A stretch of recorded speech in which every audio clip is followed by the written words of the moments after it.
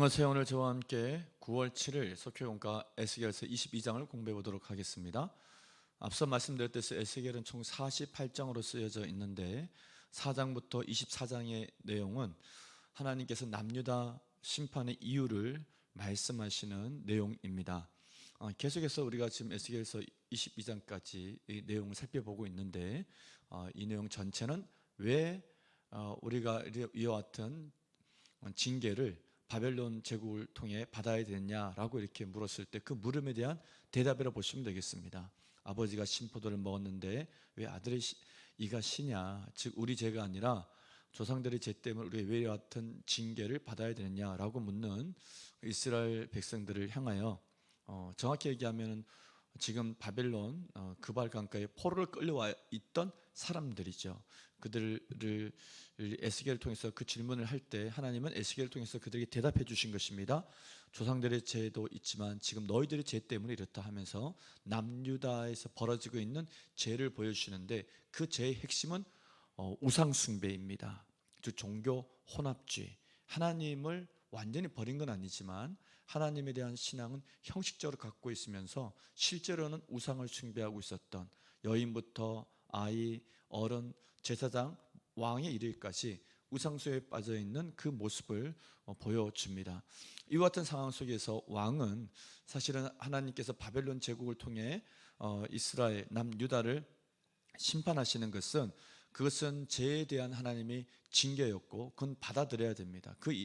받아들여야 될 이유를 예레미야를 통해 계속 선포했지만 시드기야 왕은 그것을 거부하고 오히려 애국과의 동맹 그리고 주변 여러 나라들과의 동맹을 통해서 바벨론에 맞서고자 했습니다.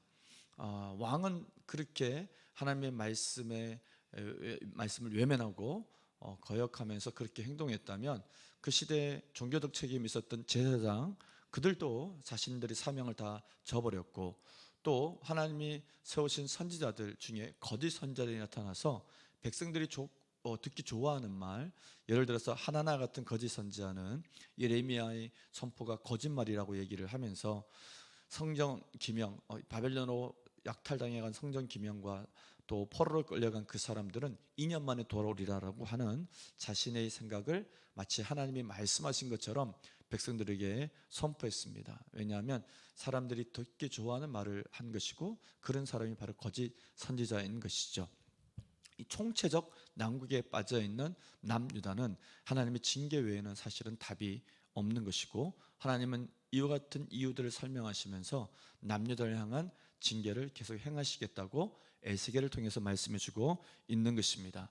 오늘 22장의 내용은 앞서 나왔듯이 BC 591년 5월 10일에 에스겔에게 임했던 환상과 계시의 내용을 배경으로 하고 있습니다. 그 내용이 계속 이어지고 있다고 보면 되는데 시기적으로 BC 591년이면 에스겔과 그 1만 명의 노동자들이 포로를 끌려온 것이 바벨론 제2차 포로입니다. BC 598년이니까 7년이 지난 시점에 에스겔에게 임한 하나님의 말씀이다. 그렇게 이해하시면 되겠습니다. 이후에 BC 568년에는 정말로 나라가 멸망하는 것을 보게 됩니다. 586년 남유다가 멸망하기 전까지 이제 남아있는 시간은 사실상 약 한 5년의 시간이 남아있는 것이죠. 그래서 1차 바벨론 포로가 BC 605년 그리고 2차 바벨론 포로가 BC 598년 그리고 3차 바벨론 포로 남유다가 정말 멸망하는 것이 BC 586년이니까 598년과 586년 사이에는 약 한 12년의 시간이 있었습니다. 그런데 다시 얘기하면 그들이 회개하고 돌이킬 수 있는 시간이었는데 그 시간을 그렇게 보내지 않고 결국은 나라가 멸망하는 그런 안타까운 지경에 이르게 되는 것을 보게 됩니다. 자, 그래서 본문의 내용은 BC 591년 바벨론 제2차 포로 BC 598년 이후 약 한 7년이 지났을 때 임한 하나님의 말씀이다 라는 것을 기억하시기 바랍니다. 말씀 나누기 읽도록 하겠습니다. 하나님은 죄로 인해 부패한 이스라엘 족속을 무엇에 비유하셨나요? 18절 말씀을 보면 인자야 이스라엘 족속이 내게 찌꺼기가 되었다. 곧 풀무불 가운데에 있는 노시나 주석이나 새나 나비며 은혜의 찌꺼기다. 그렇게 말씀하고 있습니다. 즉 이스라엘 족속이 쓸모없는 그런 찌꺼기로 전락했다라고 하는 겁니다. 정말 극상품 무화과 나무였고 하나님께는 정말 귀한 포도나무의 존재들이었는데 그들이 타락하고 타락하여서 이제는 아무 쓸모없는 버려야 되는 찌꺼기로 전락했음을 얘기합니다. 그런데 그 비유를 마치 풀무불에 은을 재련하고 버려지는 찌꺼기, 또 노시나 주석이나 납을 재련하는 데 버려지는 그런 찌꺼기를 비유를 하셨습니다. 그건 이유가 있습니다. 은의 찌꺼기는 쓸모없는 존재로 전락했다는 것을 얘기하고 있고, 노쇠 찌꺼기는 이스라엘 백성들은 스스로 강하다고 생각한 교만함이 있었습니다. 그 교만함에 대한 고발이고, 주석의 비유가 한 것은 겉만 번들어하고 정말 위선과 외식으로 가득 차 있는 이스라엘 백성들의 모습, 그리고 납에 비유한 것은 쉽게 변화되어지는 이스라엘 백성들의 그런 모습을, 그런 마음을 비유해서 은, 그리고 납, 주석, 그리고 노소로 비유했다 보시면 되겠습니다. 두 번째 문제, 하나님이 분노를 이스라엘 백성 위에 쏟으신 이유는 무엇인가요? 30절 말씀을 보면 이 땅을 위하여 성을 쌓으며 성 무너진 데를 막아서서 나로 하여금 멸하지 못하게 할 사람을 내가 그 가운데 찾는데 찾지 못하였다. 그래서 분노를 쏟았는데 이렇게 얘기하고 있습니다. 즉 소돔과 고모라가 의인 10명이 있었으면 멸망되지 않을 그럴 도시였지만 하나님의 진노를 막아설 수 있는 의인이 없었듯이 이스라엘 성 안에도 찾아보니까 그 의인이 하나도 없다. 성이 무너지는 데를 이렇게 메꿀 수 있는, 다시 얘기하면 하나님의 공의와 정의가 이스라엘 가운데 무너져 내렸는데 그걸 막아설 수 있는 의로운 그 한 사람, 하나님의 공의와 정의를 회복할 수 있는 그 한 사람이 사실은 없었던 것입니다.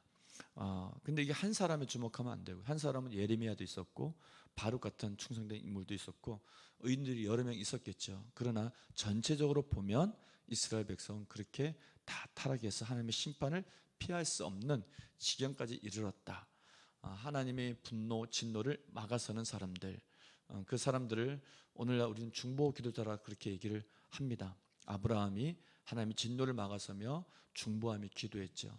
예레미야 시대는 예레미야가 그렇게 울면서 기도했고, 이사야 시대에는 이사야가 그렇게 울면서 하나님 앞에 그 진노를 막아서며 기도한 것을 보게 됩니다. 오늘날 이 시대에도 이 시대를 위해서 울면서 하나님의 임박한 진노를 막아서며 한 사람이라도 구원받기를, 회개하고 구원받기를 기도할 수 있는 그런 중보 기도자를 찾는 줄로 믿습니다. 자, 말씀 다시 읽고 마치도록 하겠습니다. 하나님을 떠나 부패한 인생은 불순물처럼 무의미할 뿐입니다. 하나님은 찌꺼기 같은 죄악을 제거하고 그분의 백성을 정결하게 하시기 위해 진노의 불로 연단하십니다.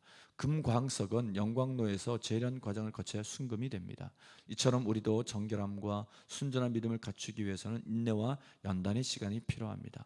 하나님은 죄로 물든 세상을 심판하시기 전에 의의 길을 따르며 세상을 위해 애통한 마음으로 하나님의 긍휼을 구하는 한 사람을 찾으십니다.